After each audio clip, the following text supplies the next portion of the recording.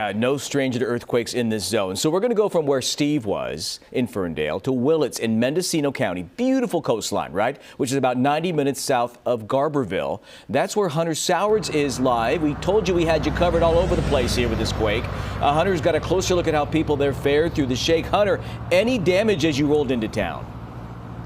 Yeah, you know, we are still an hour away from Garberville, but I've spent my day talking to people who live and work in that area, and I can tell you this has been just a monumental moment for them. Of course, we're used to these earthquakes, nothing to this magnitude, but the big headline right now is that there are no injuries reported from Humboldt County Sheriff's Office, putting out a notice just now saying there's about 1,000 people without power. It was so strong, it actually impacted the power grid there, but no injuries, and they are still surveying the damage. So that's the good news. I wanted you to see these photos, though. This is from the Chautauqua Natural Food Store, where they said they were just holding on for dear life as the rolling and the shaking started. I mean, some of the people that were in the store immediately picked up the phone to call family and loved ones. The woman who took these photos even told me that as this was happening, nobody really knew how long it was going to last because, of course, seconds feel like minutes when you're in that kind of emergency mode. But she said everyone stayed calm. They tried to make sure that everybody was okay. And miraculously, the wine apparently shook the opposite direction of the floor. So while you see all the mess that was made, the wine was spared and nobody was hurt. But I spoke to a woman who has lived in Garberville in Humboldt County for decades. Listen to how she described the moments that shaking started. Whole house started moving and shaking, and all I could do was grab a hold of the island in my kitchen just so I wouldn't fall down.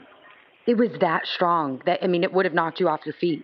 The house. Oh, yeah. And Mike was outside, and he said, I asked him if he felt it, and he goes, yes. Oh, my God. He says the trees were moving, things were moving all around him. Yeah. It's, as long as I have lived in California, this was probably the worst I have felt.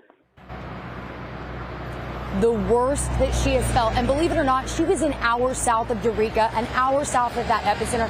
So you can just imagine, guys, how strong that shaking felt even closer there to the epicenter. But I gotta say, it's been quite remarkable talking to these people who have lived here their whole lives, who just say this has been unlike anything they've lived through. Yeah. How about that wine bottle swaying the other way? No Cabernet crunch or crash there. Thank goodness for that. But Hunter, stay with us. I'm going to use an overused phrase. It could have been much worse, right? We talk about that. But I'm looking again at where this quake happened. If this had happened in, say, in the middle of a major city, that would have been so much worse. Oh, yeah. It would have been so much worse, but I also think it speaks to just how prepared California has become and the steps they've taken to try to retrofit buildings and really make sure that they're ready for this moment. I think Chasey Humphrey this morning was talking about just how this should be a wake-up call for us, that these kind of magnitude earthquakes are possible and that we all have to be ready for it. Right. And it sounds like a lot of people, they felt that shaking. They knew exactly what to do and where to stay in place, what to hold on to. It's kind of funny, Hunter, you and I were just talking, I think it was yesterday, about feeling an earthquake here in Sacramento and what it would take. And I said it would take a big one. Right. Yeah. Right. And certainly 7.0. All right. Safe travels. This is it. I think so. Safe travels up to your destination, as we'll hear from you tonight on Prime Time and again 10 and 11. Thank you, Hunter.